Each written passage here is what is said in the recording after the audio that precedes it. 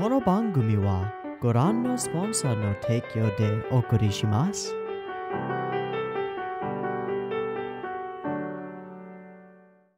Alrighty, welcome everyone. I'm Teeaboo and I am here for Mawaru Penguindrum. We're on episode 9. Last week on Penguindrum we watched 3 episodes and I'm really glad we did, but holy shit. In the last couple of episodes, Ringo went way too far. There's stalking and living under the house of your professed beloved because you want to become your sister via a weird diary that happens to outline the entirety of her fate, and you're just forcing it to happen. And living under his house, because that's normal. And then there's creeping into his house with the intent to rape him in order to impregnate yourself after all else has failed and your attempt to use a weird online enchantment potion making thing to make a frog poop out eggs on the back of this guy who's just been there.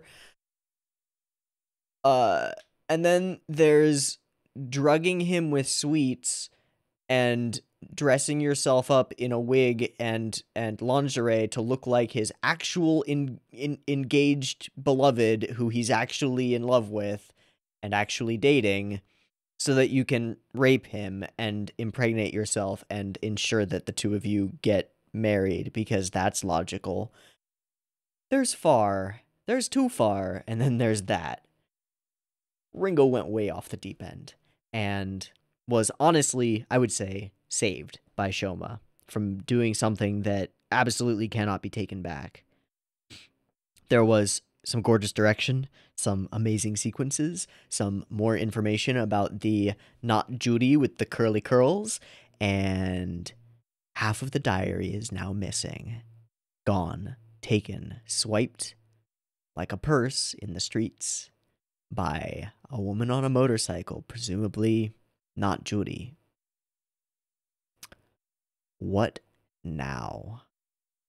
What now? All 3 of them believe that they desperately need this diary. 2, because they believe that it is the Penguindrum. 1, because she believes it is her fate, her destiny, her unme. This puts our characters on a collision course with maybe the enemy, maybe somebody else who's being manipulated by the princess, maybe something else entirely. I have no idea at this point, but I am looking forward to finding out. So, without further ado, let us dive into episode 9 of Mawaru Penguindrum and see where the hell this wild ride takes us. I've got the episode up and ready to go. It's at 0 seconds. There will be 2 versions of this reaction. You can find a picture-in-picture version with the video up there, linked in the description, and a timer-based version up on YouTube. If you want to sync up your own copy of this episode with the timer-based version, you are welcome to do so. Just get your copy ready because the beep beep timer to count you down will be coming at you now.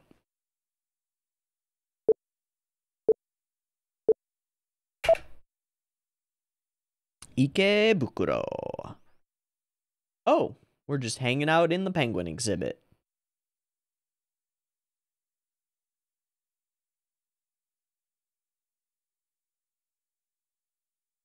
This is the same conversation that they had before, right?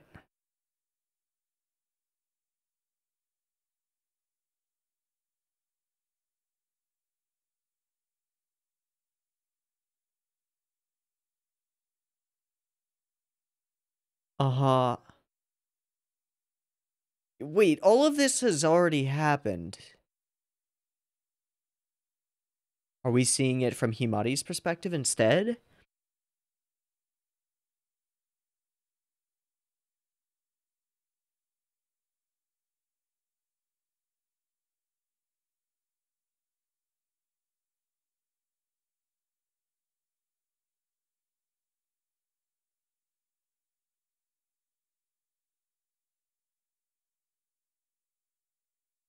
What the fuck was that?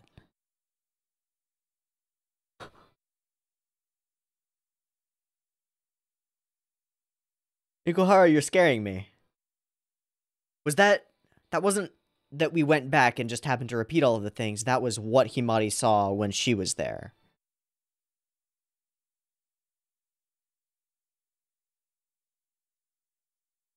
Okay.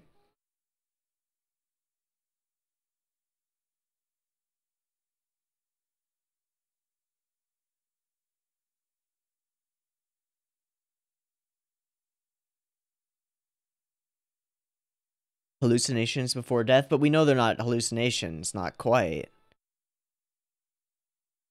Oh, what the fuck?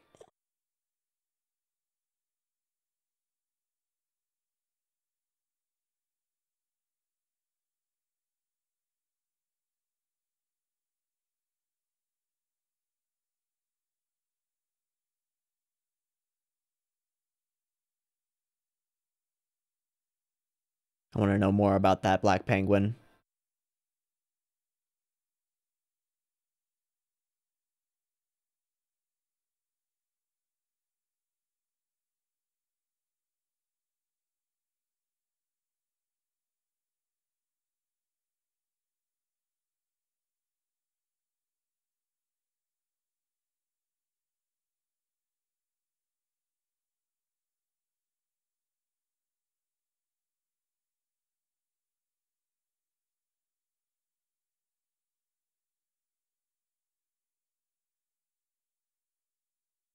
It's a weird elevator.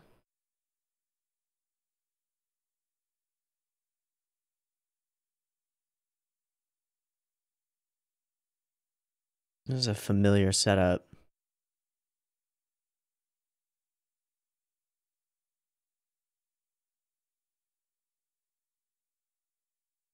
Take you to the basement, to the magic. Yep, the deepest. And switch the gears, switch the tracks. Down, down, down.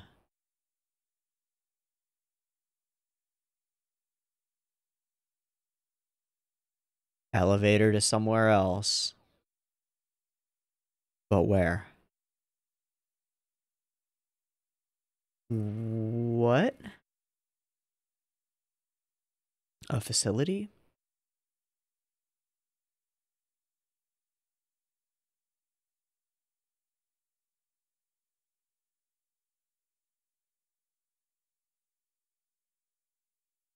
Uh-huh.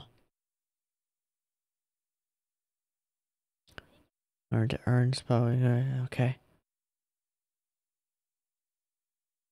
That looks like a Beatles cover.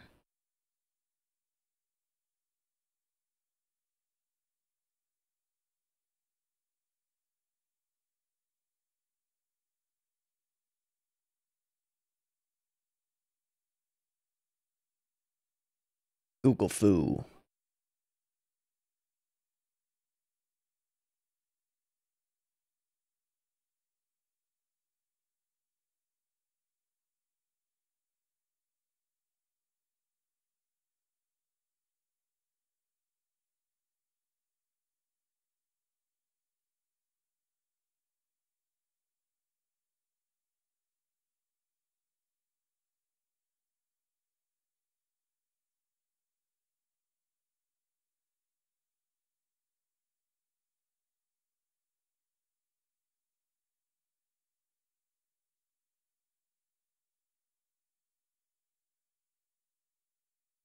Those dates?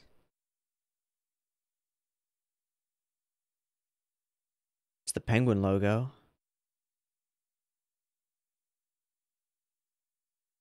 Is this all what she's experiencing when she's dead? Okay.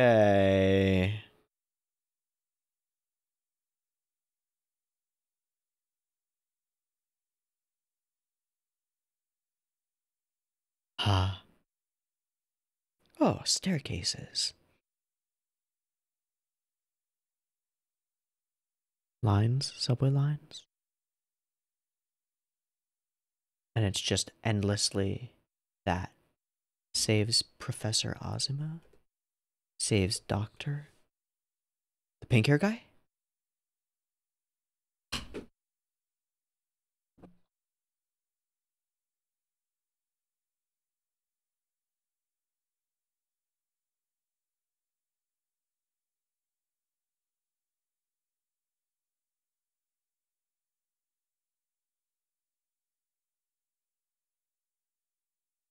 I've got so much Akio vibes. Uh-huh.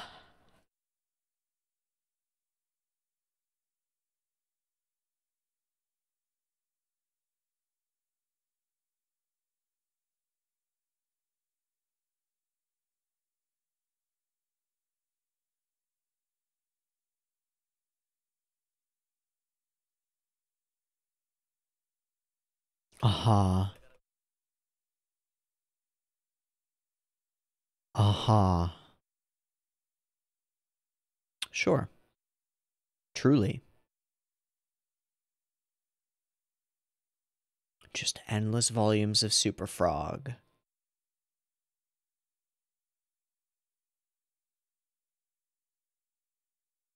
No. Like infinite.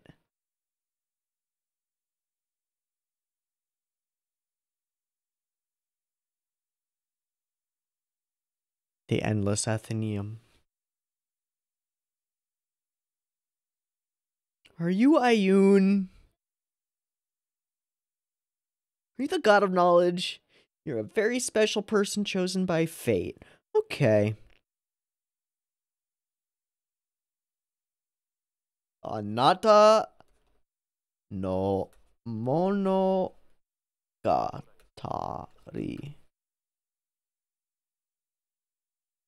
Two, Shoma and Kamba? 3 girls?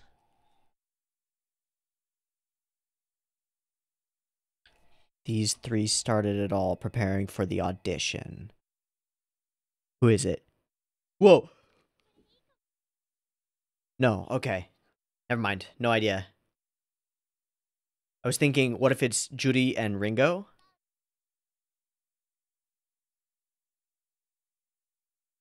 A shadow.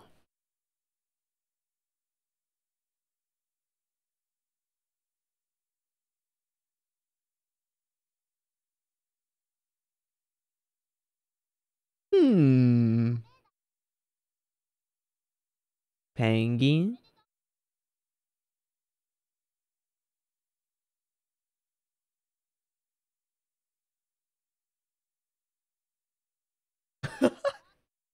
Pretty right. And they're everywhere in this world.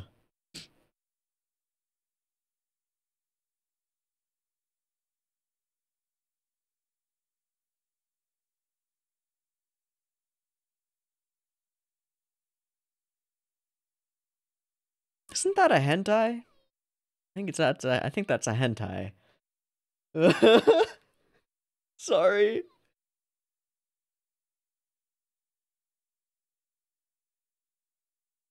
All right. God, the light and shadow. And what would go wrong here? Ocarina, tambourine. Blue girl, pink girl. Instruments. Magical girlish. Uh-huh. Sure.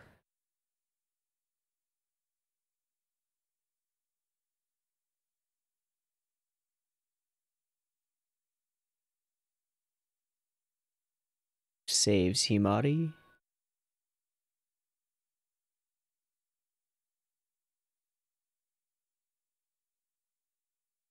Okay. However, it's the wrong ribbon. I couldn't forgive her for that, but who would have thought?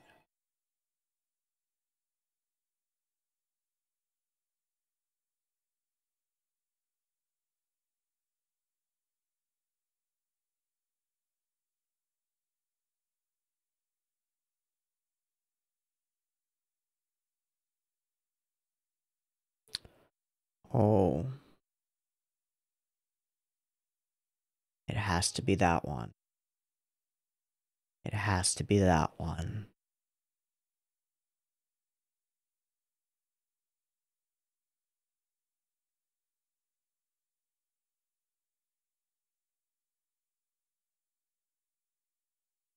Is she gonna die getting her the ribbon? Is she gonna die getting her the ribbon? Oh, kiddo.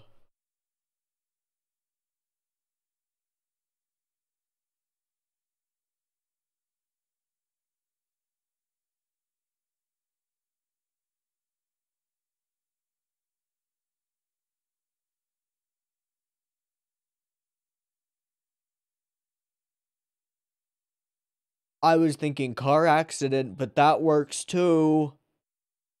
Oh, that's worse.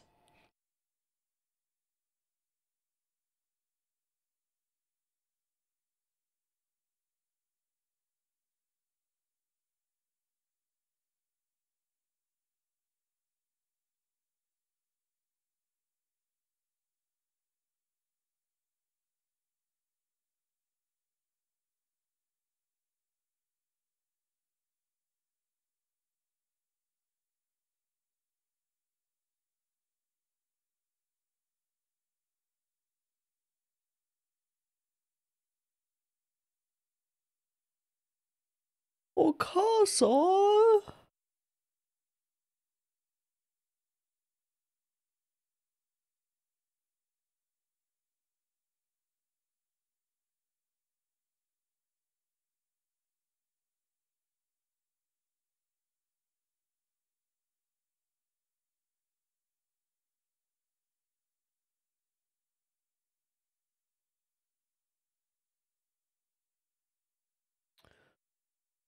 Show.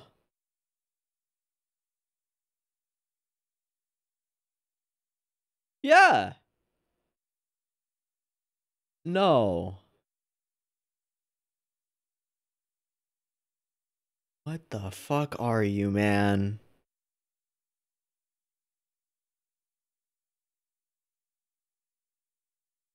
Alright, so we're in her subconscious. The red books.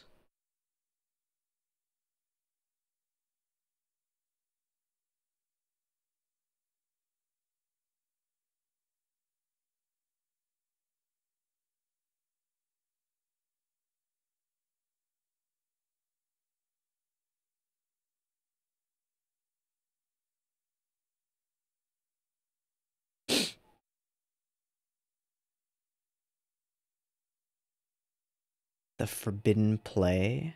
Barefoot Gone chapter?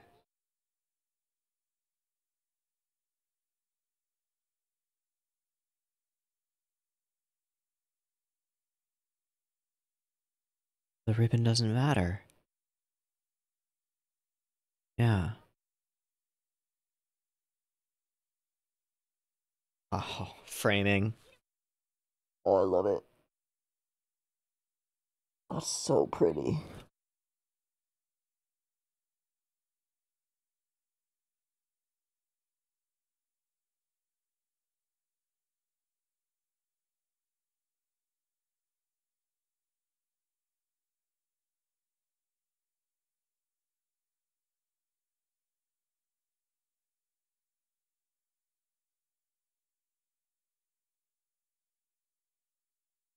We're gonna capture a fucking ornamental fish and kill it and bleed it to give it. What the fuck?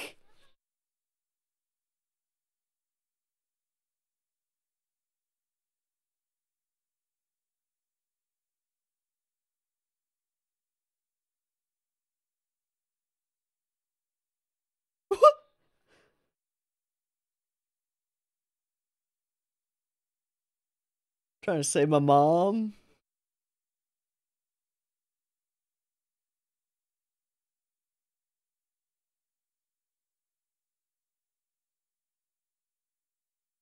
Oh.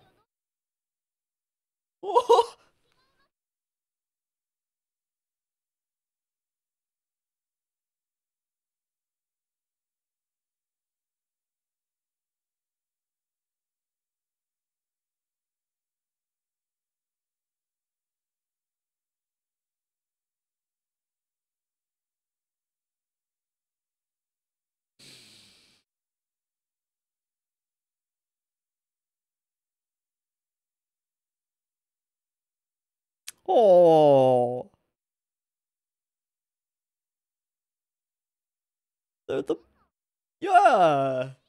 But that's so fucking weird. What? Hell yeah, you do. Yet no, not something I really wanted to remember.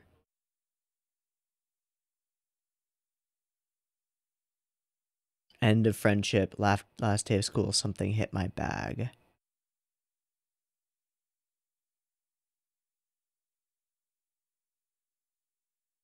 An eraser? Kathunk. Is it them? Whoa.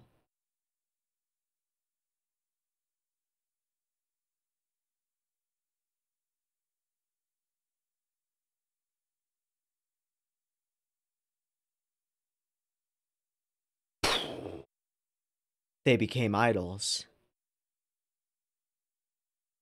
On the subway, every time. Oh, fuck you, show. I didn't put it together. Oh.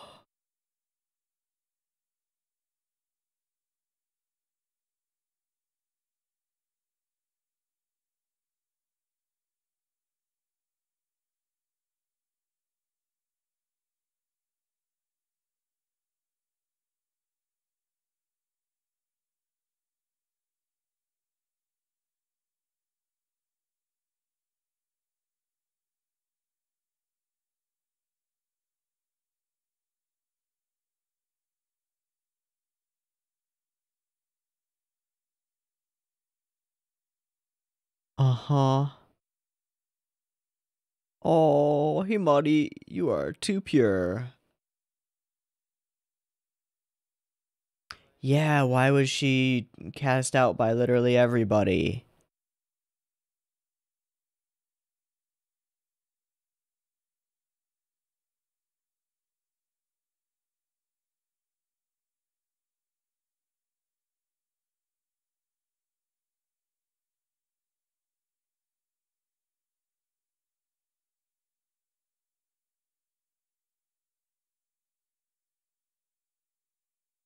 Okay, and what is it?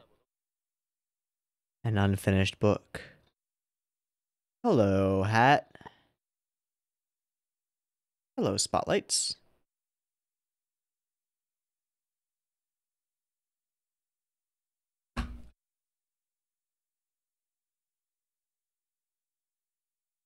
Fate? Alright, that sounds like the end of the world. I have come from the destination of fate. Death.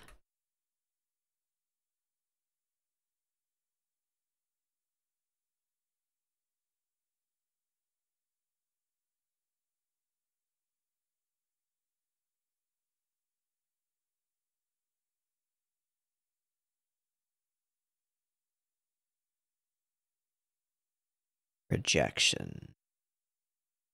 But of what?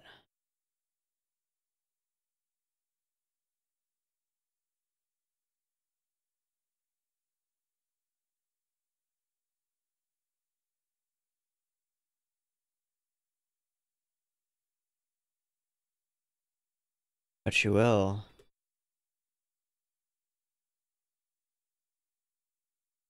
The apple?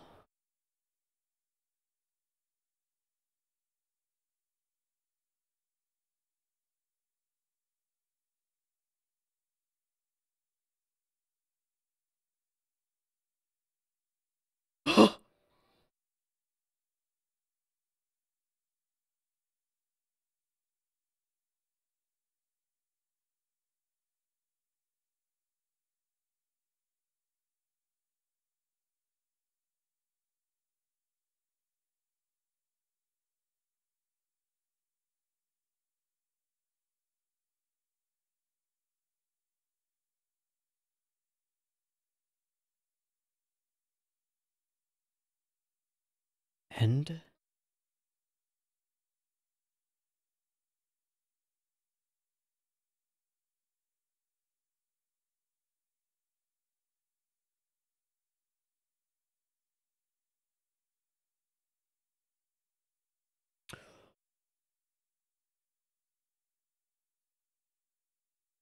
And the book.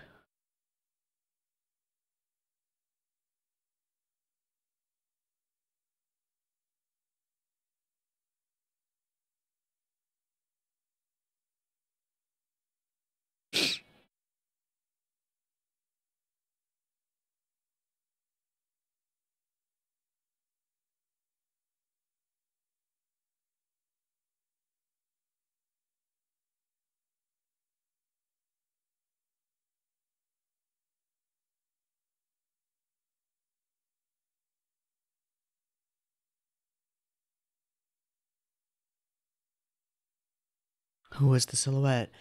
That's why we see all of this. Oh my god.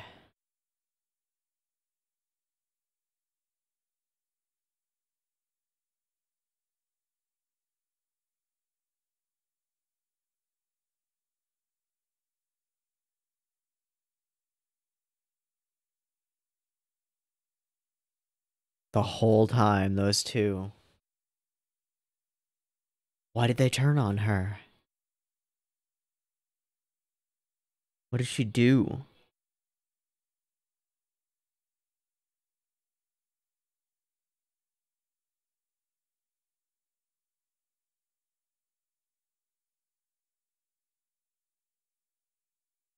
Oh.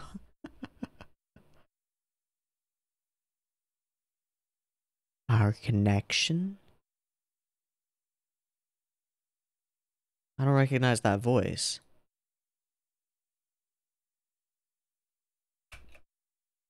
That's the guy, right? Almost got an Iraqi vibe from that one. That's cool.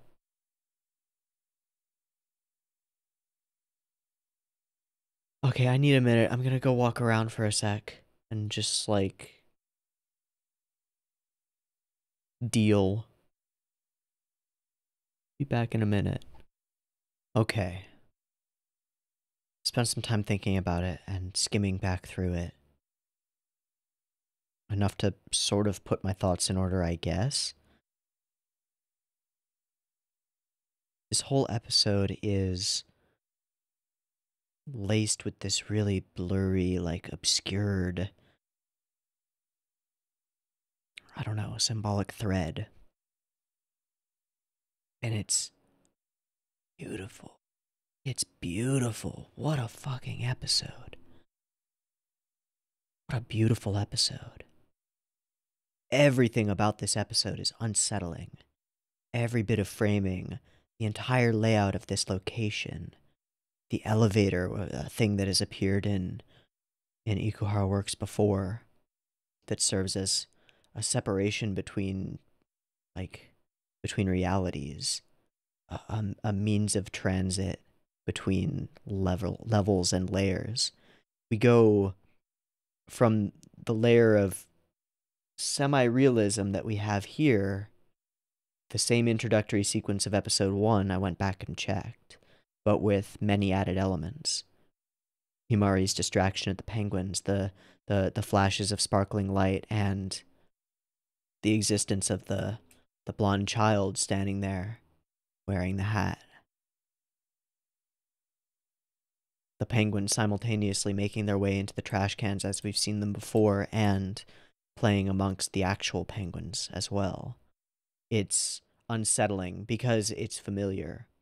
There's this level of we recognize what's happening, but it's different than we remember it.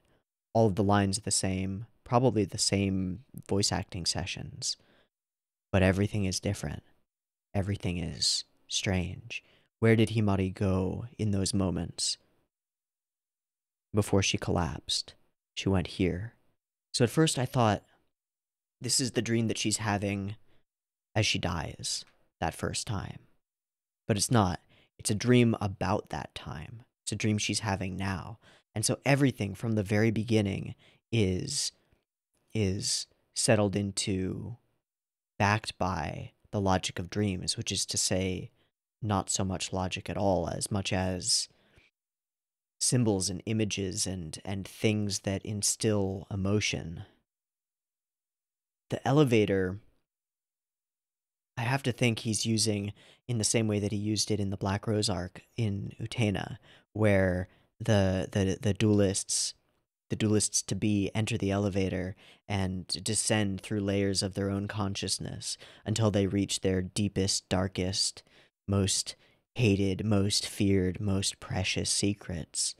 And then they become driven by and embodiments of that darkness within them, and then ascend to the top of the tower to fight Utena. Here, Himari descends, and then she falls back to reality. And it's beautiful. And it's weird. And it's unsettling, and it's scary. It's impossible, but it's a dream. We go 61 layers, right? Is that where we end up? Was it 61 or 62? 61 layers down to the sub basement. And we go faster, too. We're already at 50. Now we're in fractional layers. A feeling of infinity, of endlessness, the very bottom. And yet, when we emerge, we're not in some dark, gloomy basement. We're outside. We go down to get up. And we enter this brightly lit, beautiful place with statues, and then the 7 social sins of Gandhi. Right? That's what this is, right? 7 social sins. Wealth without work, pleasure without conscience. Yeah. Mahatma Gandhi's seven deadly social evils.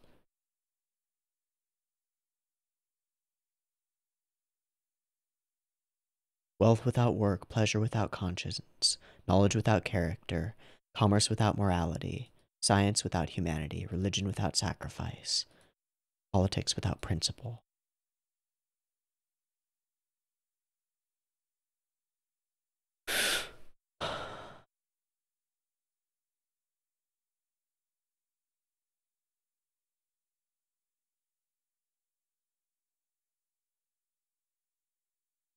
Gain without boundaries.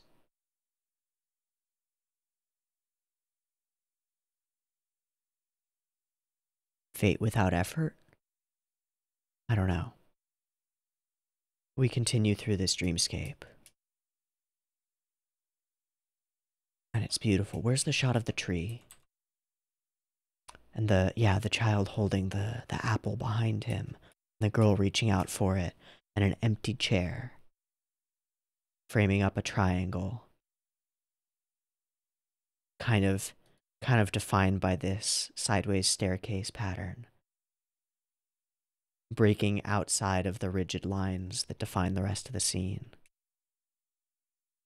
Where's the tree? It's inside. It's outside. There. Wow. It makes me think of fractal branching paths with glimmers of light passing through the leaves. Oh, it's fucking beautiful. Just the composition, the layout of objects throughout this entire sequence is absolutely amazing. So she goes to return these books, and oddly has 2 copies of Christine by Stephen Queen. Learn to Earn 10 Times More, and Sputnik Weirdo. A weird variety of books. She has them to return them because they manifest in her dream. There's a Beatles album cover that looks like this. Or is it Rolling Stone? I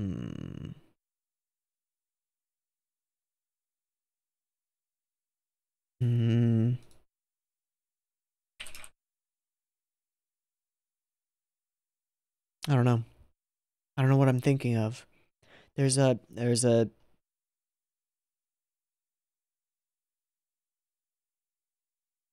rock album that looks a lot like this. It looks like a specific artist's work, but I don't know who. I can't place it. it's so distinct and colorful and bright and contrasty. It's like nothing else that has ever appeared in this show before. It's so weird. But here we are in the library, occupied by non-people except for the one we interact with. And she's looking for a specific book. Super Frog Saves Tokyo. March 20th, October 15th. Super Frog Saves Tokyo.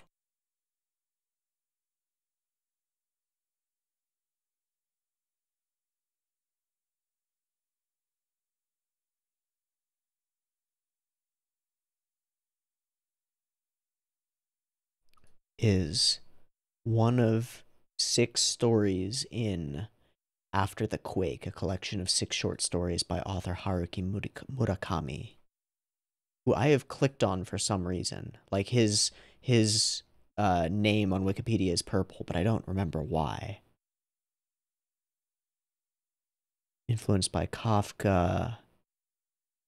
He didn't write Night on the Galactic Railroad, no. Why have I clicked on him? I don't know. Kafka on the Shore? Sputnik Sweetheart? Is that... Are we playing with that? With, the Sputnik Weirdo? Probably. Okay. Dance, Dance, Dance, Norwegian Wood. I don't know. I don't know. Okay, but it's After the Quake. Published in 2000. A collection of interviews and essays about the 1995 Kobe earthquake. Along with Underground, a collection of interviews and essays about the 1995 Tokyo gas attacks. All of them are set in February 1995, the month between the Kobe earthquake and the Tokyo gas attacks.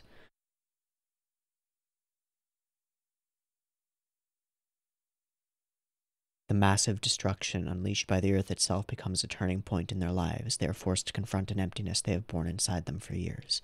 Sounds about right. But Super Frog Saves Tokyo itself. A few days after the quake, a 6-foot-tall frog waits for Katagiri to come home from work. The frog tells Katagiri that he is going to save Tokyo from an earthquake, fate, and needs his help. He can help by cheering for Frog as he battles with a worm, the way that Himari cheers for her 2 young friends and cheers for her brothers. As he battles with the worm under Tokyo Security Trust Bank, Katagiri's workplace. They plan to meet on February 17th, the day before the worm will cause the earthquake, under the bank. But on that day, as Katagiri is returning to the bank from his rounds, he is shot. He wakes up in the hospital, asks the nurse if he is shot and if there has been an earthquake, and she says neither has happened. That night, Frog visits him to tell him that he was successful in his battle, but the battle was fought to a draw. Afterward, the frog's skin bursts, and bug-like creatures begin to eat Katagiri alive. He wakes up to learn that that horrifying experience is a dream. He tells the nurse of Frog's success before falling asleep again. Ah. Okay, again, layers and layers of weird and winding, obscure references and strangeness. By tracing my memory. And then things start getting weird. The library starts feeling confining, but also endless. And she ends up chasing the penguin until she is alone, alone, alone. Alone, alone, alone. Until she finds a door. A strange door. A mosaic puzzle of a door with the penguin motif jumbled and scattered across it. A door whose number system leads you to think that it's a month, right? That it's a calendar day. But it's impossible, because there's the number 32. There's no month with 32 days in it. Everything is strange. Everything is wrong. And yet it's so curious. It functions on the logic of dreams, which is to say no logic at all, but symbols that make sense. An impossible doorway to an impossible place. Alone, alone, alone. Welcome. There's a ladder leading up, but you'll go to the doorway leading to the elevator down. Choices, decisions. The subtle fisheye on this shot, creating these curves in the bookshelves. Yeah, it's awesome. She leaves the light, enters the darkness, enters the void.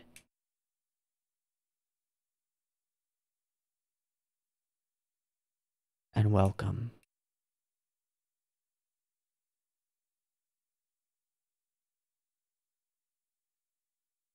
Another layer down. An endless drop that looks like a dam. It looks like a river dam. Kai line, like a subway. Right? Ka line. Is there a specific meaning to ka? Can we combine with Dogaten? Oh, you know, it would be as in like deska. Add it to something to create a question. So it's she follows the path that leads her to question. Right? Maybe. And all the books are yellow.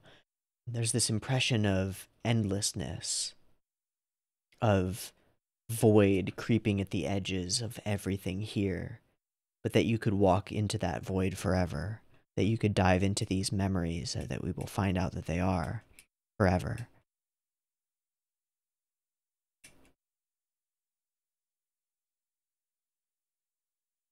Place defined by emptiness and cages and bars.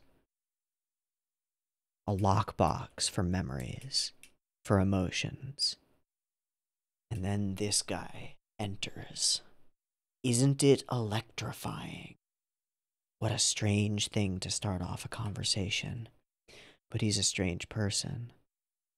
Or entity. Or thing. Or subconscious representation of something. He's almost whimsical. But everything about the direction tells us this is not right. He says something else that's strange. What kind of book are you looking for? The Hole in the Sky Annex. What does that even mean?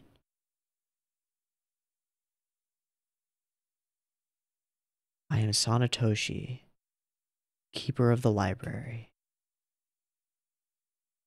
How may I be of service? Could you help me find Super Frog Saves Tokyo? And then he says something. Yeah. Now that you have come, I promise to find the book you desire.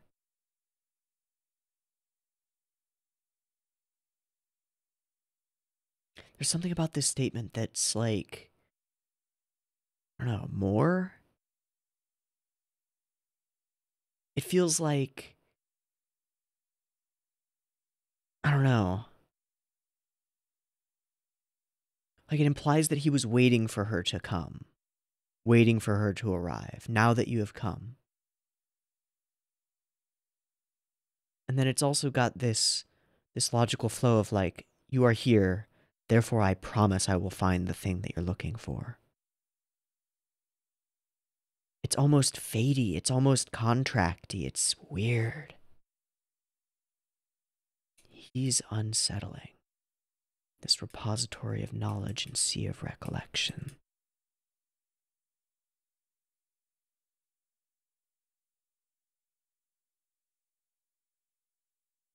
We get this quick cutaway. And Naito. Right? Yeah. To the green. Green to the yellow to the red.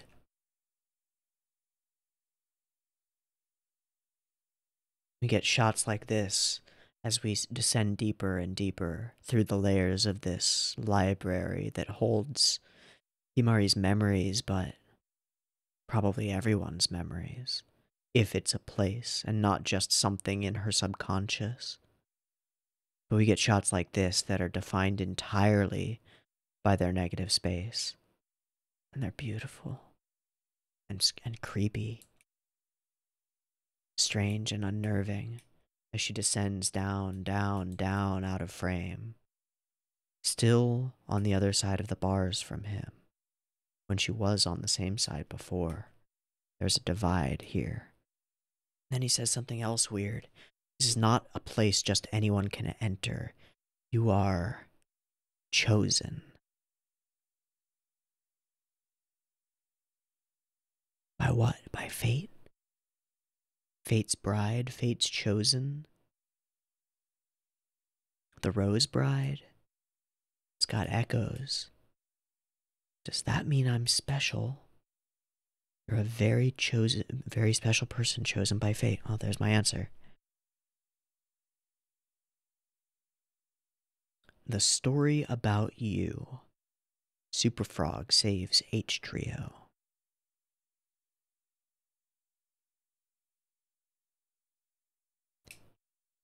And then it becomes a stage. It becomes a play. It becomes spotlighted, elevated, stairs up, stairs down, emptiness behind, but filled with things, with memories, with books you might not want to open. But here we are, precious companions who shared the same dream, the same desired fate. And the lighting becomes stark and spotlit, and the flashback begins, and we meet the trio. Pink, blue, orange.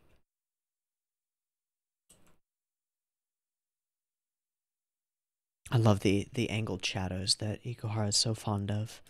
So good for creating interesting compositions. It really helps separate the vertical thirds of the space. It's so cool.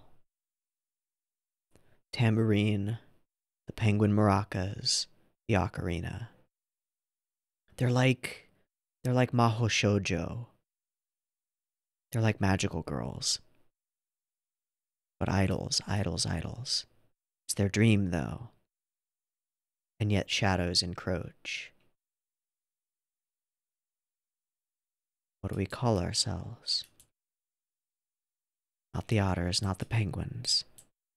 Triple H. Eichi. Hibari, Himari, and Hikari, right?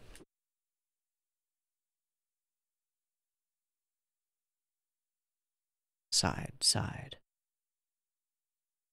Together, together. Split, split. And then the emphasis on the object, the matching ribbons. The thing that will go wrong. And it does. But not yet. Bars, spotlights, too bright. Too stark. Let's find the next book.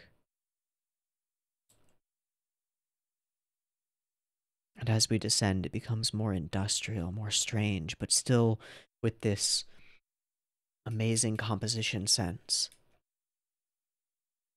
I don't know what these are. They look like they spin. I don't know. Super Frog saves Takakura Himari.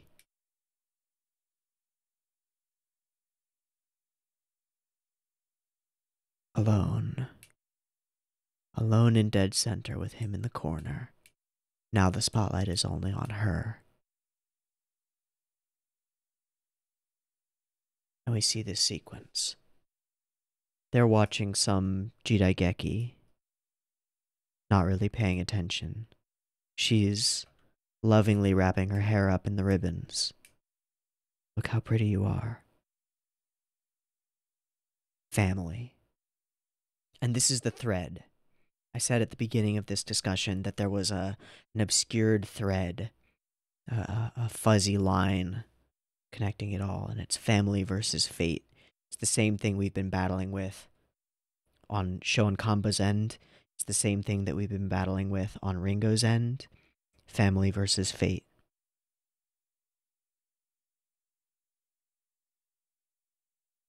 Fate seems to be, I don't know, a force that drives families apart. But connections and love and effort. And part of this I'm thinking about because of Kappa. Kappa show, Ikuhara show, brain fart.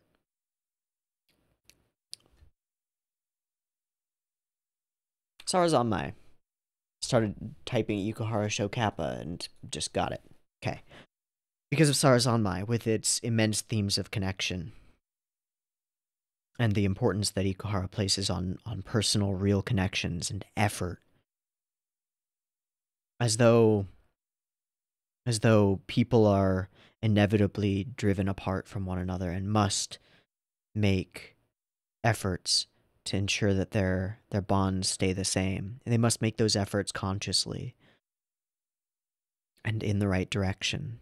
We've seen for a while now Shoma and Kanba's desperation in trying to keep Himari alive is separating them ever so slowly from her, while she has been just joyous and supportive and cheering for them. I wonder how much of that is interrelated with the symbolism of the synopsis of Super Frog Saves Tokyo that I just read, with cheering somebody on. But we see it here in this sequence. Immediately. Look how pretty you are. And she throws a little bit of a tantrum. The mirror has already been cracked, has already been broken before. The tape across it is just barely holding it together. But the whole point is, it doesn't matter if it doesn't match theirs. It has to be right. Almost like Ringo, everything has to be perfect. And she throws the tantrum. She lets down half her hair. She throws it at her mother's feet, her mother's knees. My heart just breaks for the mother who's trying desperately to make this happen for her daughter, to support and cheer on her daughter's dream. You're going to become an idol. You can do it. Ganbatte. I'll do what I can to help.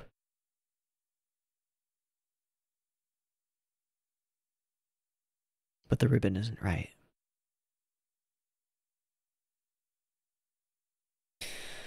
And then we have... Oh, the tape is the subway line. The lines here, are they the same as... fuck. I don't know where we're gonna get a scene transition where we would see it.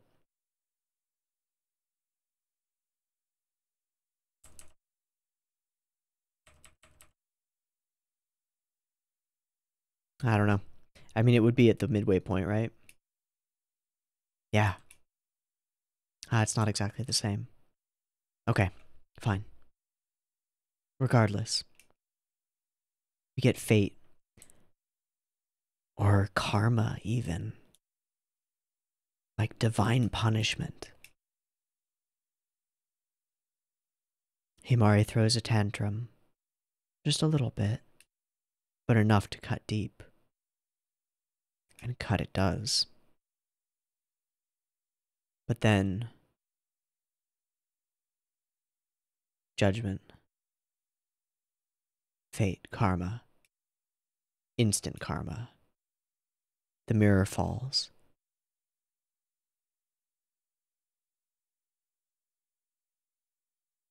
But it's her mother who saves her. Family, effort, sacrifice. Her own face for her daughters, so that she can carry out her dream. Protector of your fate, of your destiny, of your dreams, of your hope.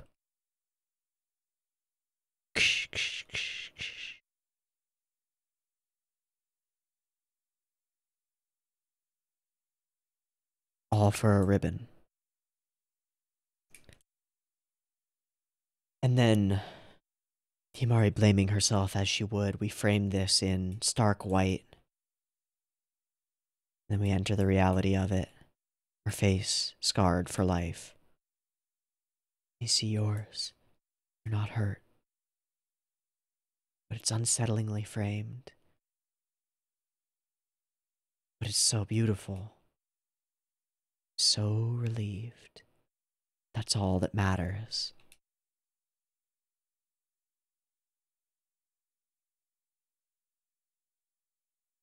You'll become an idol, right?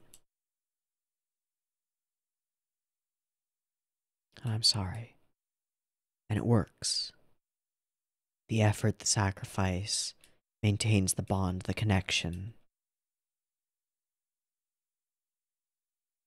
And then, like a deity who knows all.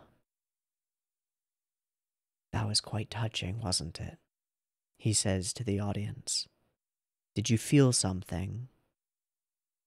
The story of a mother and daughter's love, quite a tearjerker, but he's distanced from it, not really experiencing it, not really caring. There's something odd.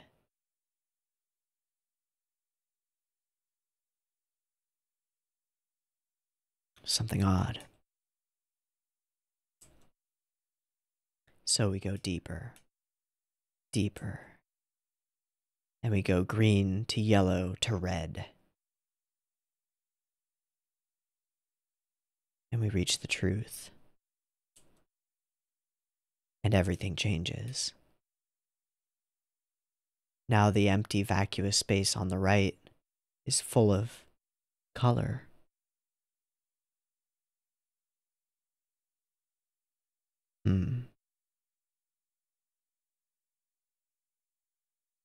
So she told her friends everything, told them the truth. God, that's beautiful and unsettling. Wanting to punish herself by telling them the truth of what had happened. And the response they give is the opposite. It is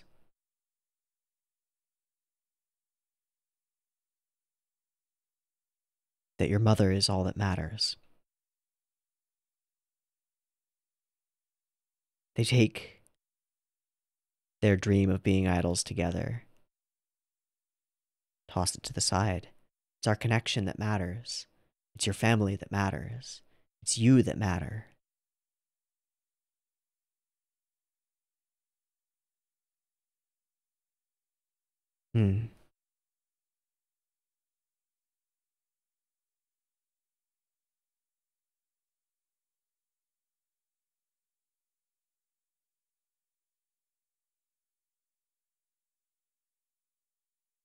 Fate versus family. Fate versus what's real. We've watched Ringo for so many episodes now struggle to ensure that a fate that clearly isn't the reality, struggle to make it so, and suffer for doing it. We've seen just how flimsy, how thin, how paper thin a belief in fate is compared to a belief in someone else.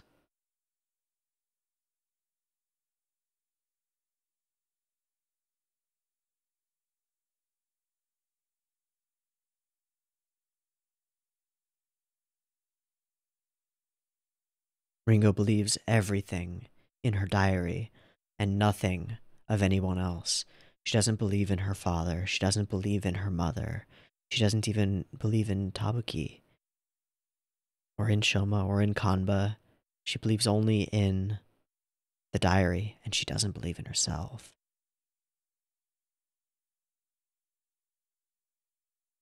Shoma and Kanba, at least for now, believe in each other. They believe in Himari, and they believe in the power of their family unit, but they're being drawn apart. And as far as we can tell, the Judia-like doesn't believe in anything, has no one.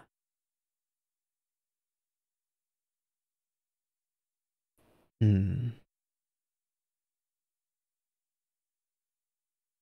then we get this scene.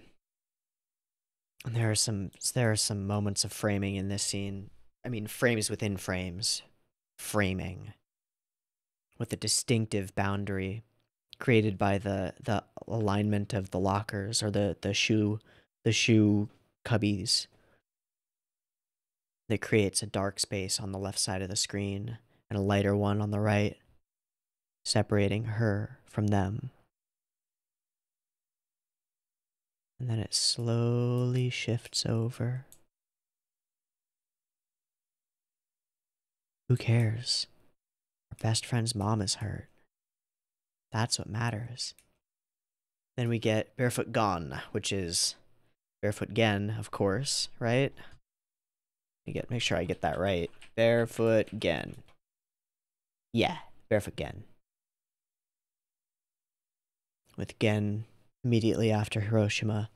A really horrifying story, and with some really terrifying pieces of awful, gory animation of surviving in a post-nuclear apocalypse. And apparently in the story, let's see, I'm just gonna open the wiki page. Koi. Nope. Blood. Nope. Can't find it. Okay. Not gonna Google like Barefoot Gen Koi blood because the chances of spoilers for Penguindrum are way too high. They come up with this strange idea, this strange plan that they learned in an anime or in a manga. And they try to put it into action. Something that seems so ridiculous, but works so well on a childish, like, dreamscape level of thinking. Just kill the koi and feed your mom its blood and everything will go fine. So we wade into the pool, steal the prize koi, and there's nothing but joy. There's no understanding that what they're doing is horrifying. Just the goal. Working together. Trying to buck fate through connection.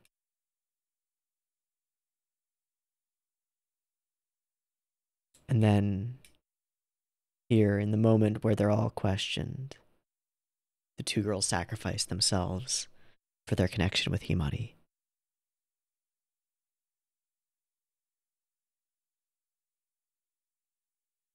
This makes the mystery of why she was made into an outcast, even by them, really interesting. Because they were willing, at this point, to do anything for her. And for her mom, and for her family, and to make sure she was okay. So whatever she did, whatever she was accused of doing, had to be something weird, something serious. But I don't know what. I don't even have any ideas what. I'm sure we'll find out at some point. But this sequence is just kind of beautiful as they step up, coming up with lies to protect the greatest truth, which is that they together are strong.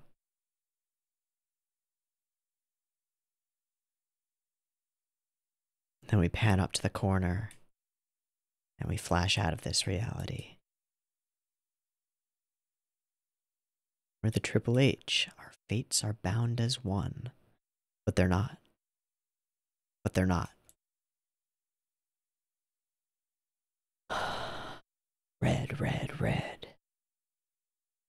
The rest of this book, the ongoing story, the reveal, the starkness, the loneliness, the isolation, the stone throne. It's a rubber eraser. But it's a stone at a stoning.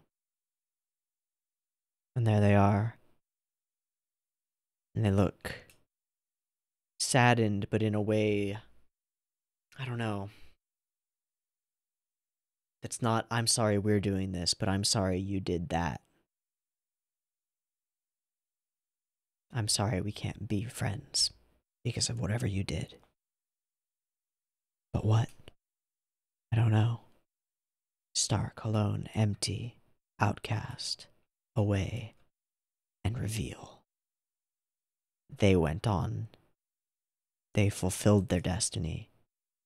They became their dream. Unimaginably cruel. And yet, that's not how Himari sees it. They were my true friends at that time. That connection was real. And so I root for them from the bottom of my heart. And I, as the audience, am given no reason to disbelieve her. Himari is too pure. Too pure. Don't give up on your dreams.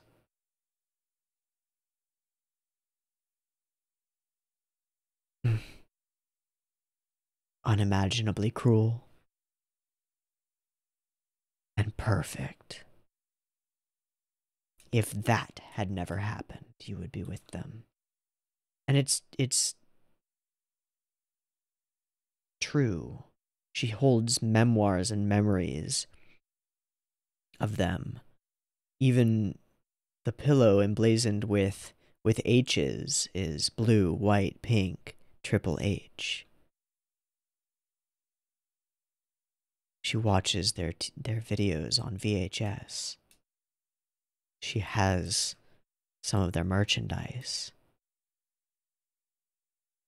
She believes in them. An admirable girl.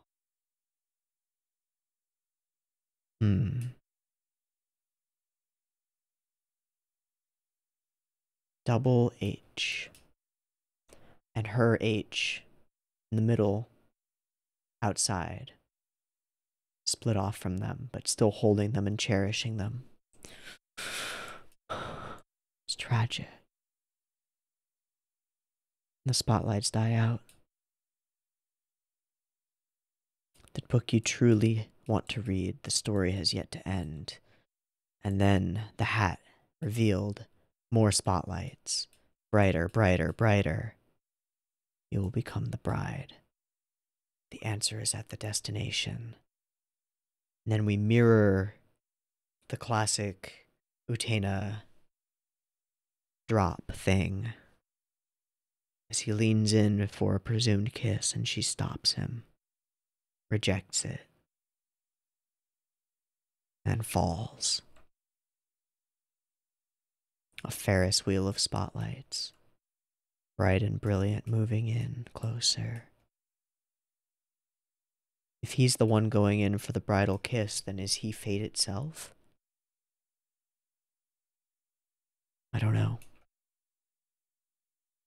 She says one thing, no. And all of the books flip to black. And the stage flips out from underneath her. And she falls. And she falls. And he lets her go. And then he drops the apple. Penguin Force rebranded as Ping Group. The fourth penguin brought to the cute ones. The book itself, brought with them the icebox, launched, and then he drops an apple after her. And now we have a new term for it, and a song. And everything was bright when you fell in love. And then we get some new imagery. Child broiler? This area reminds me a lot of some of the elements of Sarazanmai. This episode feels like the end, or the bookend for the Ringo arc and the start of something new. A way of introducing new concepts and locations and places and themes and ideas so that we can move forward. Who are all of these non-people sitting, clutching their knees? None of them sitting with each other, all of them sitting alone. Again, stark and isolated. People who aren't connected. And then we see this moment. Red shoes, blue shoes. Implies it's Shoma. Let's share the fruit of fate. And the turbine spins, the Penguindrum spins, fate spins, the wheel spins. Who is she sharing it with? I don't know. I don't know. But the wheel spins, the turbine spins, the fan spins, and she awakens. Survival strategy, and she awakens. The dream gone. This moment frozen. And the phone call comes. Hospital. Something terrible has happened.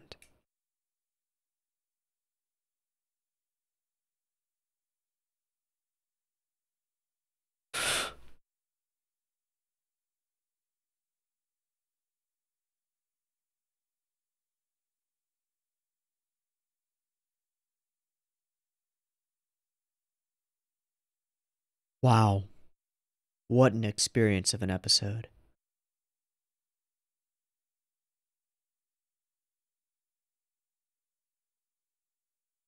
I've maybe only brushed one layer down.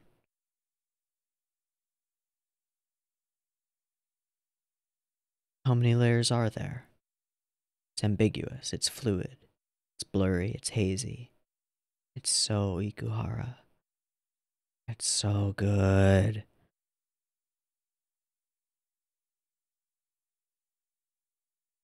He forces you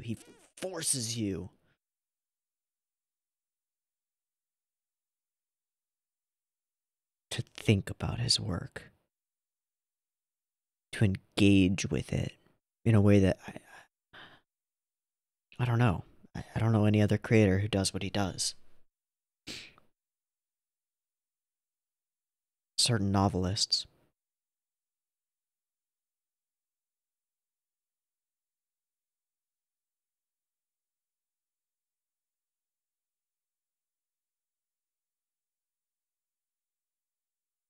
How do you make something that functions on the level of story and plot, where you're interested and invested in these characters and their futures and what they're doing and victory or freedom or connection, whatever, and then make it function on a symbolic, almost mythical level, where the characters embody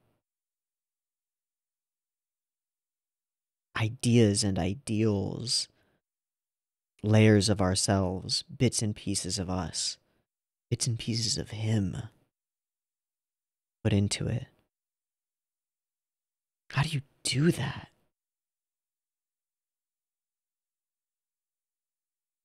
I don't know. I don't know. I do know that I've talked about this before. I don't remember in which video, but there's a quote by somebody about there being two kinds of genius. One kind of genius where you look at them and you go, oh, with enough practice and enough, you know, if I were only me but smarter, I could totally make something like this. Or if I were only me but had more experience, I could totally make something like this. That's one kind of genius, where they just excel. And there's another kind of genius, where the way their mind puts concepts together, or the way their mind engages and interacts with mathematical questions or symbolism or writing or art or visuals or whatever, is so far beyond we mere mortals that all we can do is look at it and try to parse it, try to complicate it, try to contemplate it, and wonder at its beauty. Ikuhara is the second kind of genius.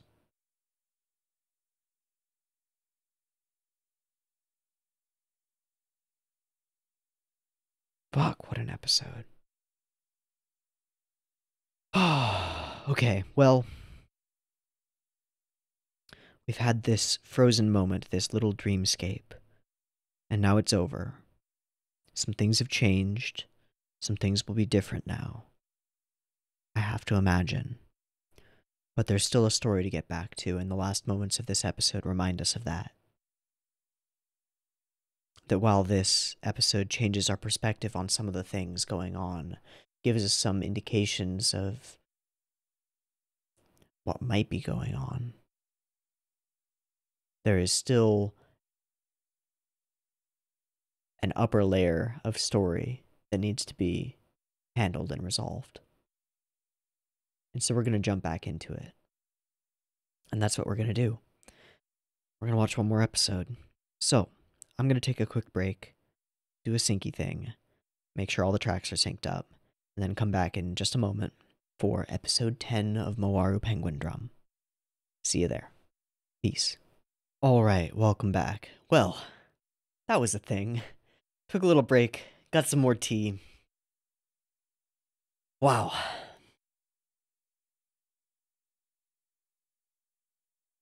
Alright, we've got a boy in the hospital. We've got half a diary missing. We've got a crazy dream sequence. Let's see where we go from here. Episode 10, beep beep timer.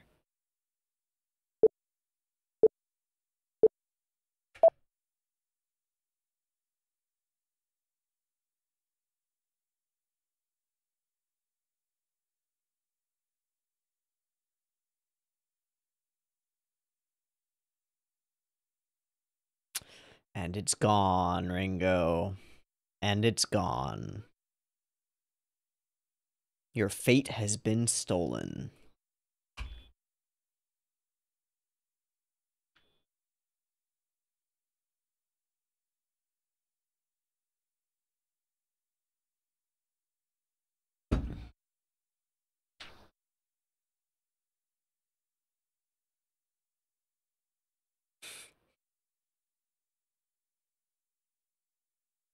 Yeah.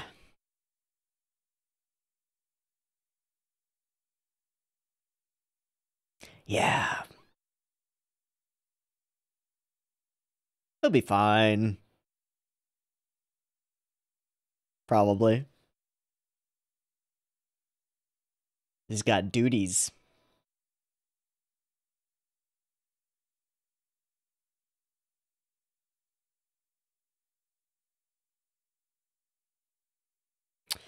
That's the same kind of cut for both the apple falling and the diary falling and the dropping of the apple into the void where she falls.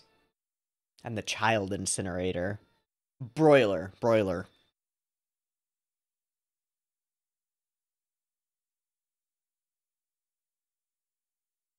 Child broiler makes me think fairy tales, makes me think witch who cooks children.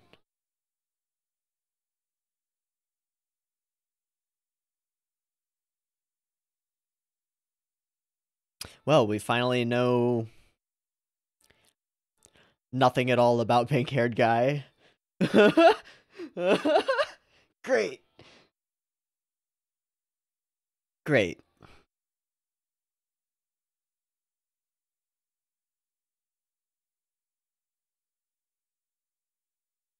Except that he exists in some sort of extra dimensional dream pocket, library of infinite memories, sea of recollections. Awaken in the hospital, tubes and lines. Eh. Oh, he's just magically unhurt?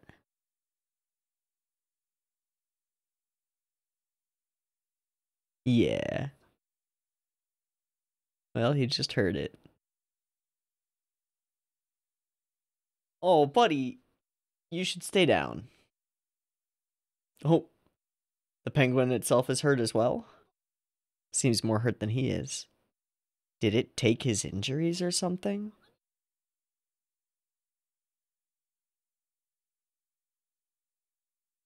Has he forgotten about the whole Ringo situation? Okay.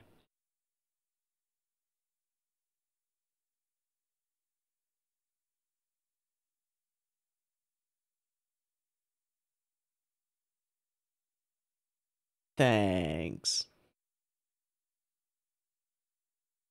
Where did you get that bra?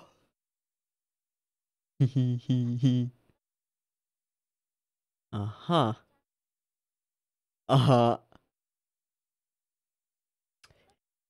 She feeling guilty as fuck. She's still holding the bag with the wig and the stuff in it.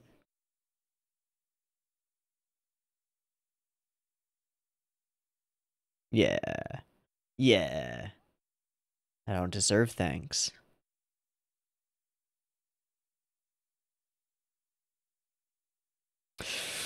Well. Yeah. Yeah. Other way around.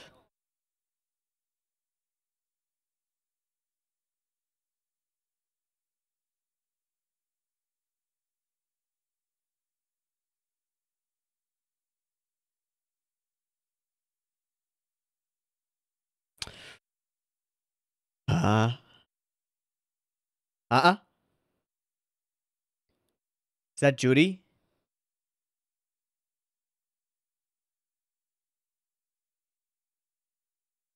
Uh... Who did she just lock up in that locker?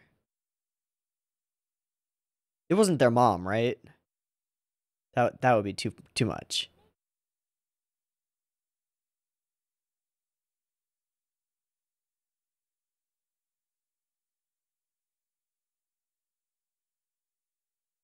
I mean,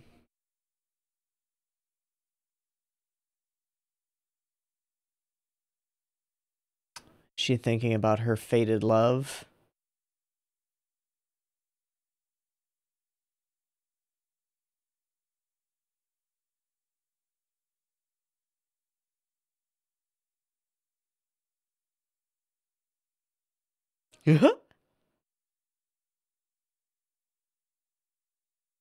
Oh. Oh. Rip. As she's... Octopus! I do know what you're talking about. Oh.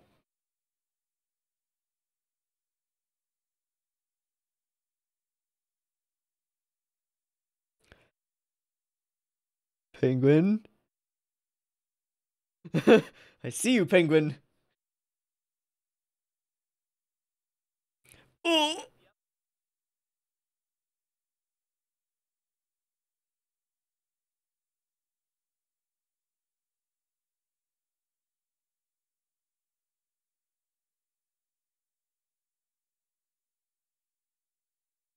Yeah. Whoops! Oh! Spin, spin, spin.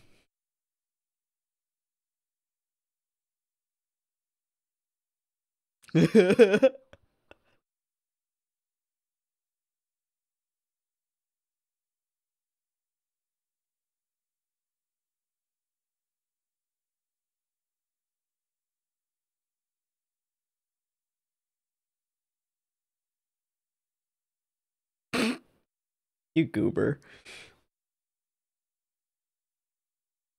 Hmm.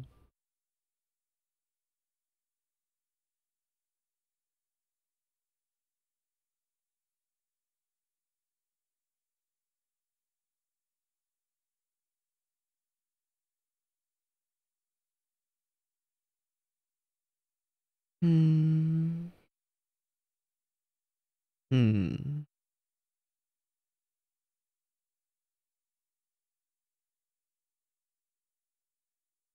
Is she gonna fall for him?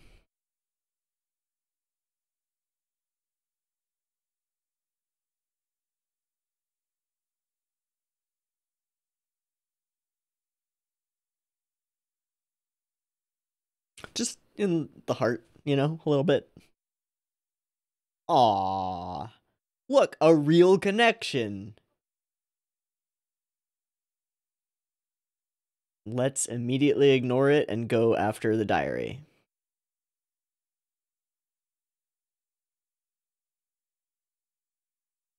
He ate a mercury thermometer and now he's dead. That fucking penguin.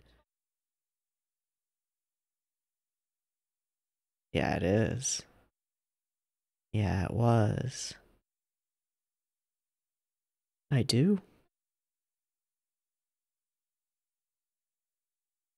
Big way. And there she is. Oh boy. Sexy nurse not Judy. No thanks. Kinda thanks.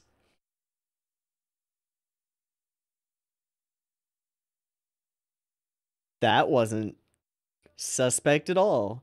Is she gonna eat the pudding? Is the penguin gonna eat the pudding? Give the penguin the no. Shit.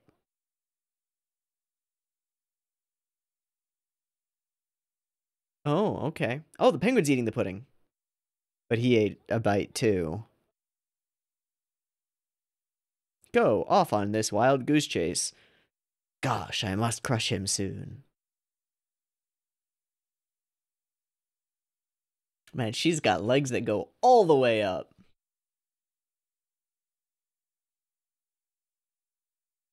I feel weird. Ah, shit. Ah, shit. This is her theme, isn't it? And he's inside the cart, isn't he? Yeah. That's a people hider cart.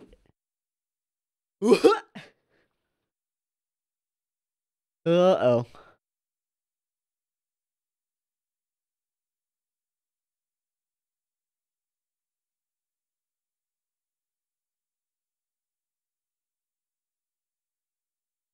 Mmm.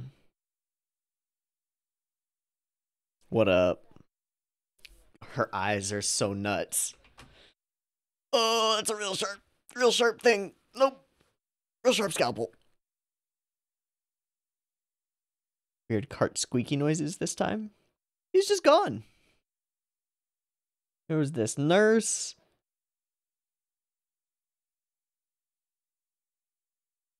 Trap. Same number that he's been getting texts from? No, from Shoma. Hand over half of the diary. The other half. I want it. I need it.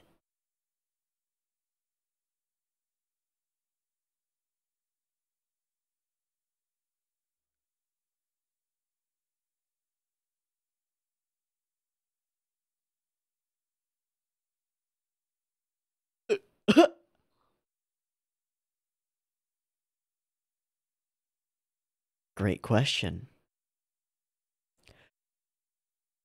Whoa.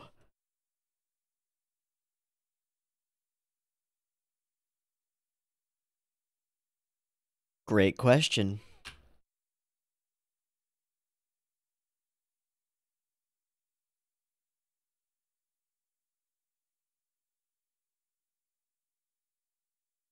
Is he fishing up panties? Yep. Where is he getting them from? I see.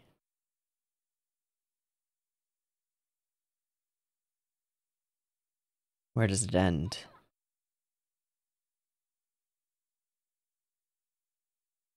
Ooh.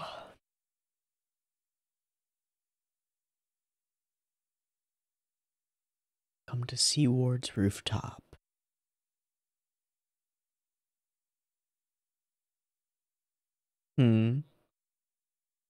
Oh, okay. He's really thinking it through.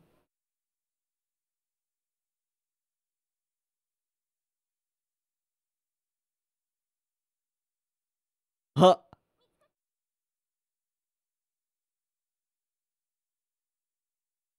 Nice.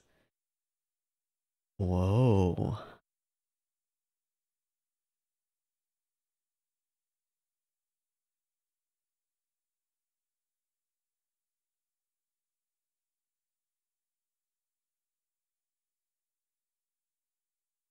Okay. Okay. Wow, that's a familiar set of stairs and stuff.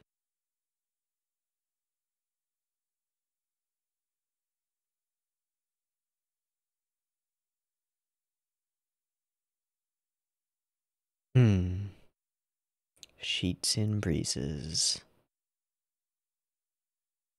Oh, what a great location.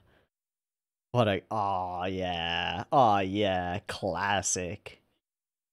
But you didn't. She's too careful for that.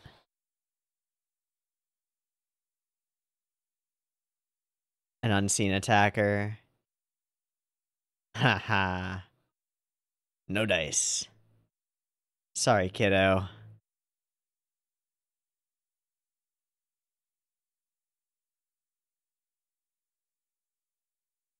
Chasing, chasing, chasing. Hopeless.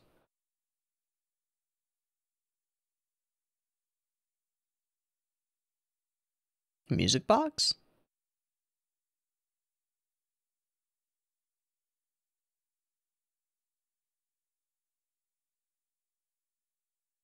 Something from their relationship? I assume that she's a girl that he dated and spurned. Memory shattered. Clunk. Ow. Standing above him? Whoa, where are we? Whoa, what the fuck? Oh, we're still here. Just Kegel logos everywhere. And there she is. Blue.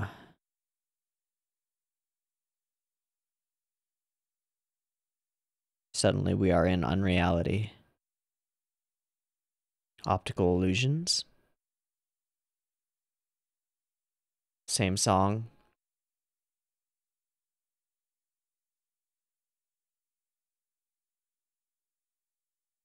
Where have I heard that before?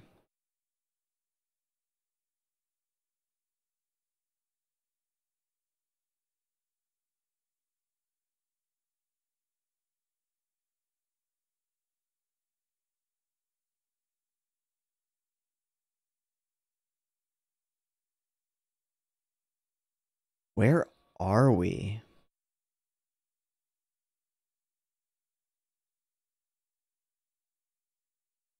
The bentos that you hate? Obscured voice.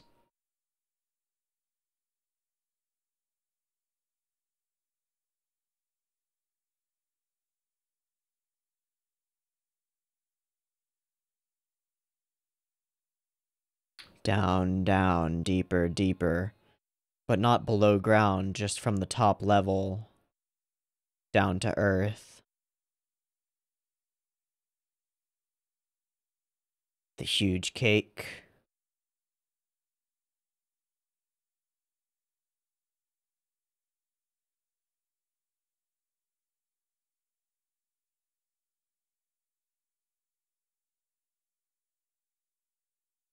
And down to level 1.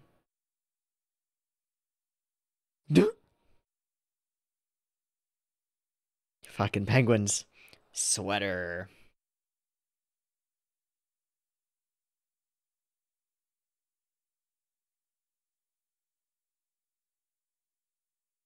Red string of fate.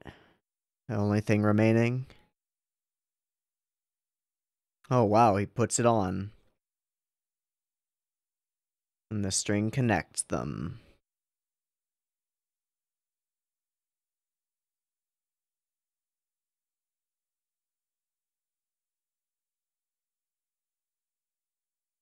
Suffering, suffering, suffering. Black and white, white and black.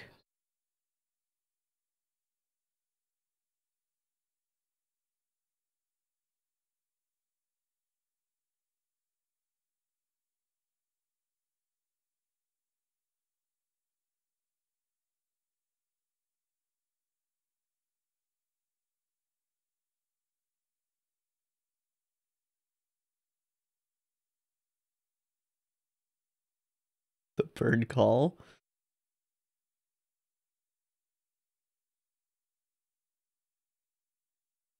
Shit.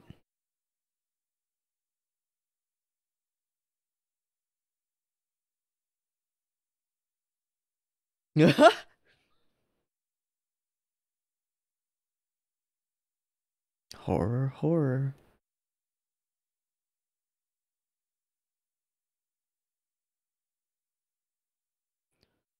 Let go of the diary from there.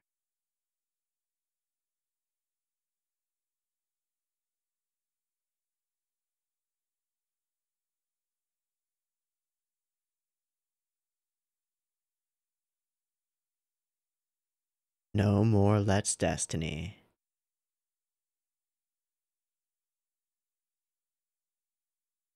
I need it.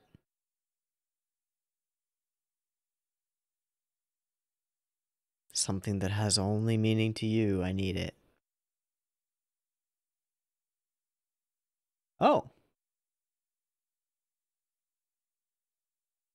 And away she goes. She's got what she wanted.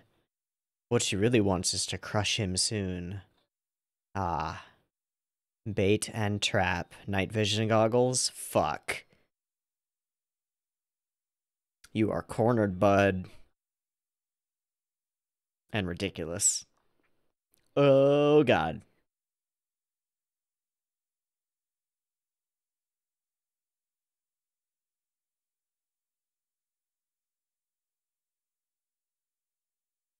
Hey.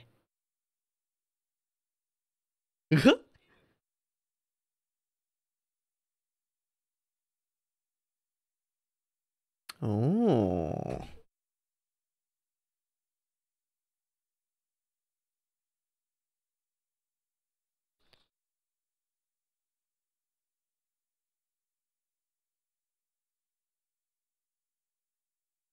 Penguindrum? Your heart.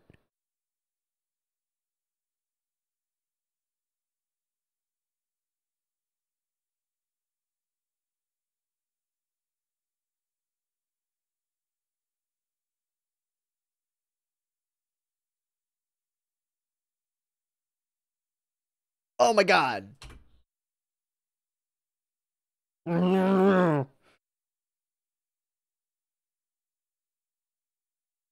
She got me real good. What the what?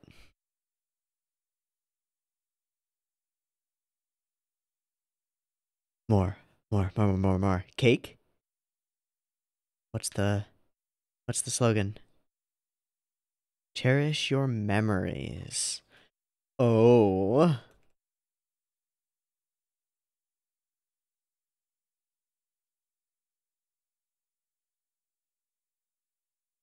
I believe you. What?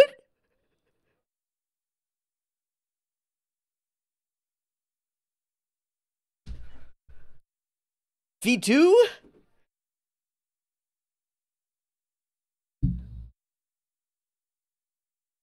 This is different.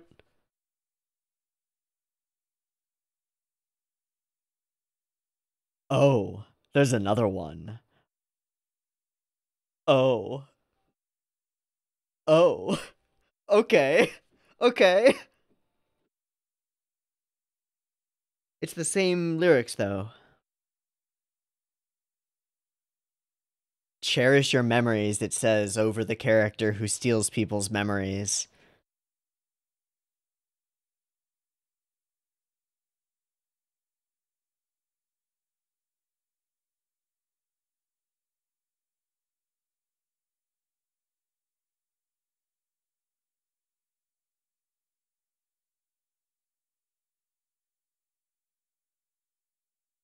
What a pair of episodes!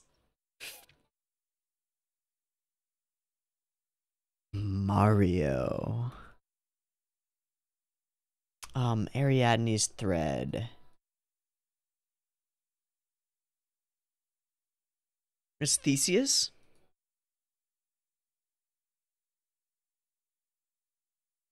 Theseus and the Minotaur, right?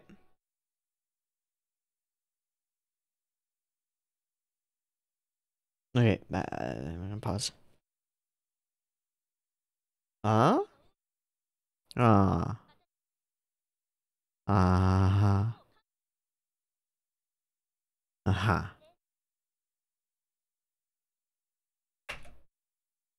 Is that Ringo being reached down to by something, someone? I don't know. I don't know. Okay, give me a minute. I'll just cut this, but I want to read the Ariadne myth. Okay, that makes a lot of sense.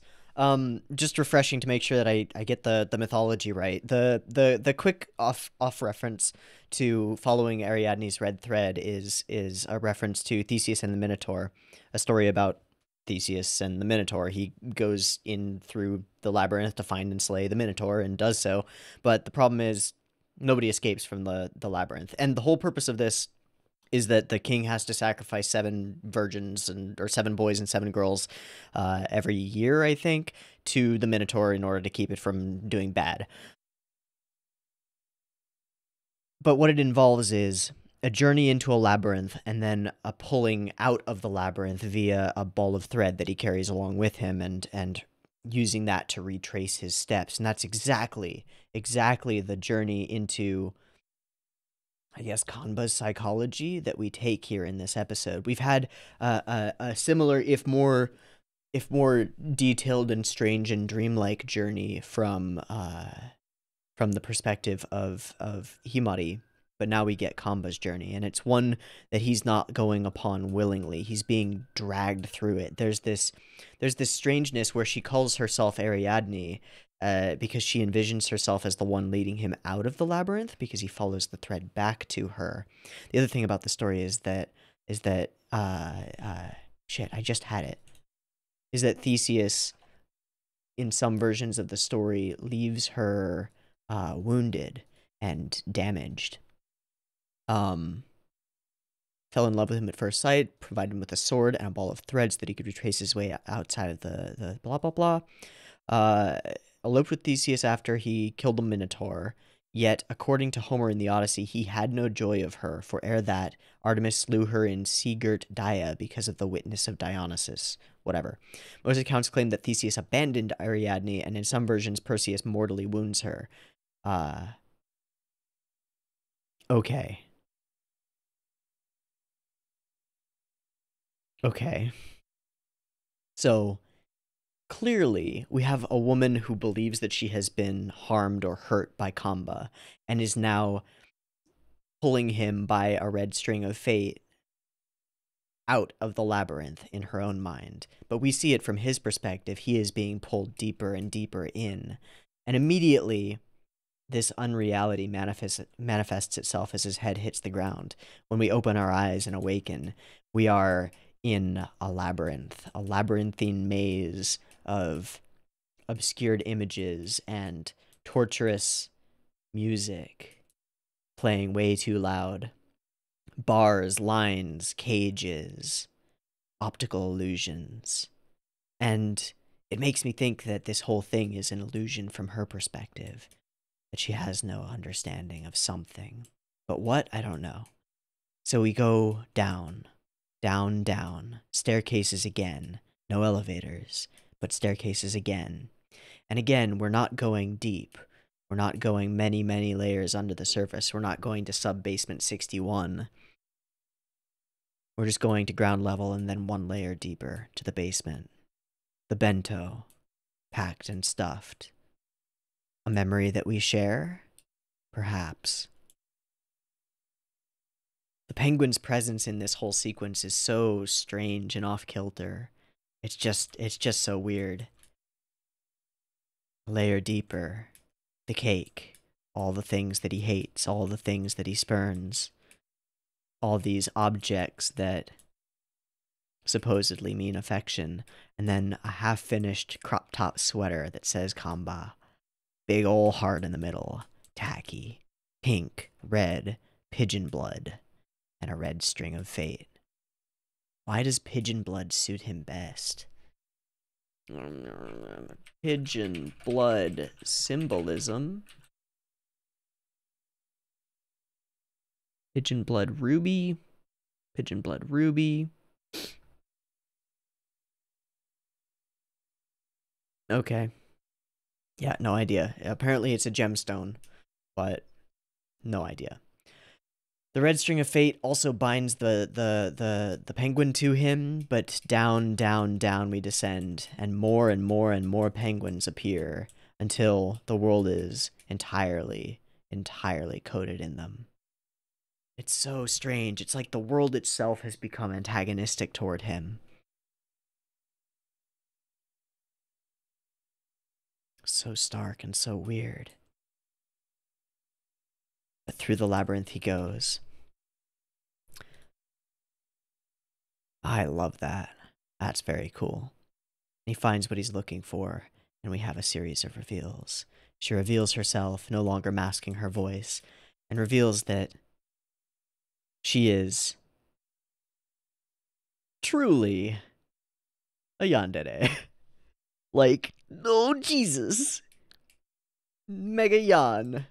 But so much more than that, obviously, right? Like, to say that she fits the archetype is, I think, obvious on a surface level, but what's really going on here? Layers and layers. I have no idea. And in this climactic moment where she is about to shoot him, presumably, and erase his memories, presumably, she wants exactly the opposite. She's been using the gun to erase memories over and over and over. Now it's as though she's trying to give memories back. Or almost like incept them into him. I don't know. I assume that they did date at some point. But there's something weird and ethereal about all of this. It makes it just strange. The lights come on and she is gone. Poof. Disappeared. Mission accomplished. Saved your brother. But mission accomplished. Diary obtained. A lot of characters have changed very rapidly over the last few episodes. I mean, Ringo goes from rapist, murder stalker, not murder, but rapist stalker crazy, to heroic sacrifice. She takes the thing that she has been desperately clinging to for so long, now seeing it torn in half, sundered, and she gives it up. Ringo gives up half of the diary. Willingly. Twice. Kamba, desperate for the diary, gives it back to her when she offers it freely the first time.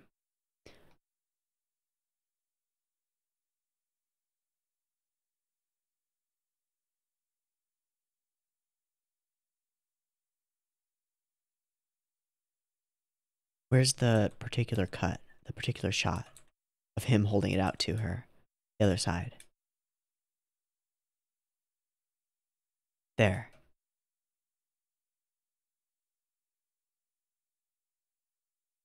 I don't know why. Even in the moment where Kamba became the big damn hero moment, where he went after the hat when it was stuck on the truck, he was never framed in the same light as this here. confident, collected, sure of himself, sure of the goal, giving it back to Ringo. How many episodes ago was he talking about stealing it by force, trying to convince Shoma to do so? Now he gives it back. Not because it's worthless to them, but because it matters. We have connections, real connections, winning out over both the symbolic and literal fates of these characters.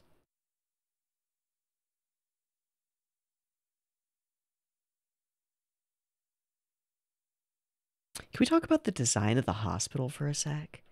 So we get this flashback sequence through here. Where do we wake up? Is it immediate? Yeah, okay. We wake up. What is with this ceiling? This sort of, again, like an infinite labyrinth of fractal pipes and ventilation. Connections between places that don't exist. That end randomly in weird places. It's nonsensical. It's kind of creepy and industrial and weird.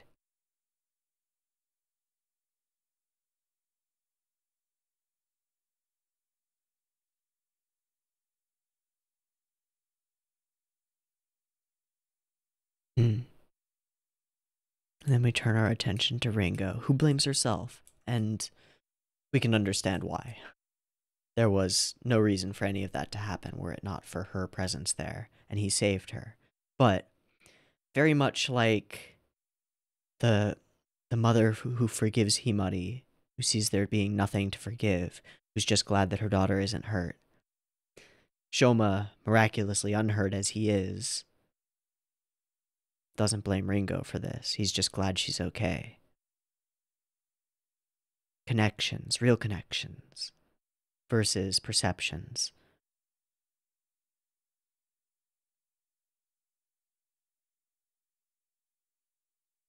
There's some moments in the first half of this episode that don't look super good. I mean, framing, composition, all that looks great. Characters get a little funky. I don't know. They look a little bit off model through some of these conversation sequences. It's not a major gripe. So the woman that she places in the locker is just the nurse whose outfit she's stolen, right? Burning gas. Gas, gas, gas. Huh. So who's Himari making the scarf for, I wonder? Probably not for one of them. Probably for her faded love that she's come to remember. This conversation serves a dual purpose of being a pretty solid joke, I think, because we watch her making this scarf the entire time, and Kamba immediately changes his tune. Like, everything's different when you actually have a connection with a person, right? You care about them, and so you'd wear the scarf anywhere, even if it was harming you. But from someone else, someone he views as disposable, like many of the girls in his life, nah. He hates it. It's those made with love things.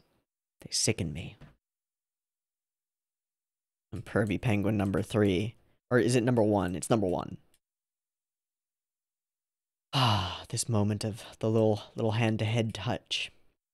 This shot in particular, it reminds me of the shot of Ringo and her father at the table. In fact, I think the setup of it is almost identical, but it's super different because instead of there being a vast divide between them, they're standing on the same side of this major dividing line pillar in the center, and everything is imbued with this bright, almost blown out, almost overexposed light in the background. It's cool. Stupid penguin number 2 just cannot stop eating things and getting hurt for it. He's just glad she wasn't hurt. And Penguin is dead. Again. I like this line in the frame. I like it. And I love Ikuhara's penchant for frames within frames.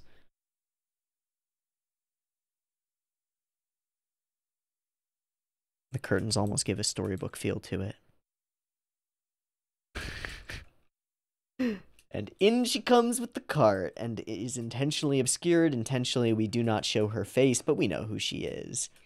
Just casually injects his pudding with some bullshit. Here, have this tea kettle. Go off on a wild goose chase. Gotta say, girl's got legs. Mm-hmm. Clunk. Gone. Dead and done.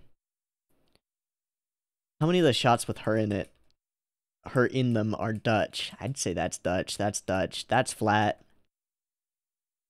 That's off kilter.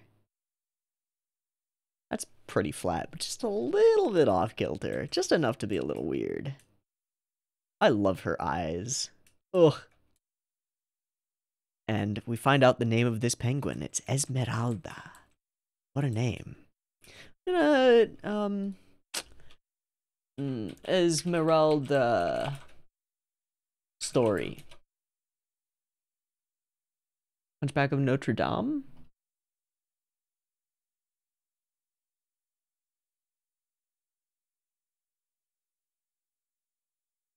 (1831) novel. It's the kind of thing that Ikuhara would read.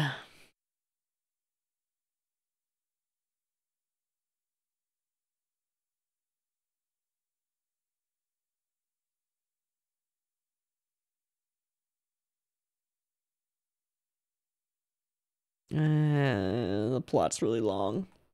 Fuck it. And there are so many different and disparate film adaptations of the Hunchback that, like, Ikuhara, if he's basing that name on anything related to Esmeralda from Hunchback, could be talking about any of them. So it's a rabbit hole. All right, so these start coming in, and the quotes, the half of the diary, and we find out eventually. I've already covered most of the rest of this.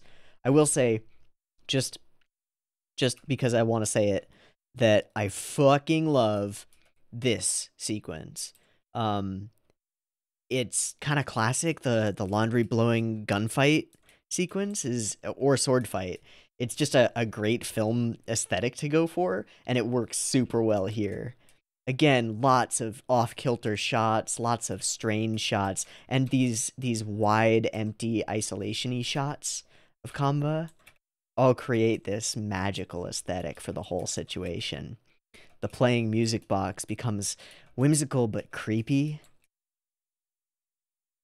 The whole scene is just weird. And then she shoots it, and it shatters. He falls, and everything changes. We get deeper and deeper. Down, down, down. Also, his entire line art color changes, which I think is a really cool unreality thing, and creates a really, really interesting contrast in some of the sequences when he's got this blue around him, especially at the very last one. Because his line art becomes entirely blue. In the last sequence, it makes him stand out really dramatically, along with the pink of the sweater, but against these black and white penguins, and the bars and bars and bars. That's really cool. I like that aesthetic choice. And then we get our horror sunset, and a point of decision for Ringo. And she has herself a big damn hero sacrifice moment. She drops the thing. Why? Wait. Why? She's given it up. The only thing that's been keeping her going for so long. But she's gained something else, right? Right? Ah. Bars and lines. Walls. Oh, so creepy. So creepy. So weird. Such an uncomfortable kiss. What was the slogan? Cherish your memories. And then we look over, and it's motherfucking V2. Where did you come from, V2? Who the hell are you? Just kidding. His name is Mario. Okay. He has a penguin hat. We saw him last episode, standing next to them, staring at the penguins. And he is clearly another embodiment of some entity. within the hat that probably wants the penguin drum.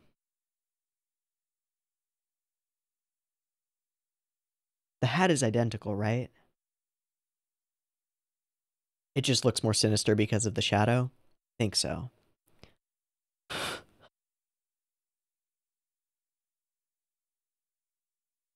So, Mario. What an interesting reveal. What does this mean? Oh yeah, and then the entire ED has changed. It's the same song, but a different recording with entirely different stylistic choices. Why? I don't know. And then who's the voice that's speaking here? I have lost it, but the destiny will not change. It's an older male voice.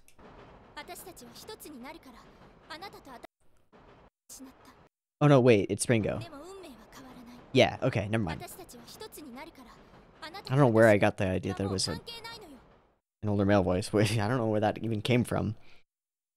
Fucking briefcase full of panties and underwear. Jesus, man. So, yeah, okay, it's Ringo. I guess she's trying to push them away because she no longer has the thing that they wanted. Maybe. Okay. Wow. Wow. Well, we had one episode of Penguindrum where we existed entirely in a dream state, unreality, symbolic landscape of vast, potentially infinite proportions and vast, potentially infinite significance. What with the apple that's been called the fruit of fate, the repository of memories, and then we had this episode where Ringo flips, Kamba flips, and potentially the enemy, if there is one, if it's that simple, is revealed. Awesome. Awesome. I'm happy. I'm happy with that. I think this has been a good couple episodes and a pretty good couple of discussions, so I am pleased. Oh, let's call it there.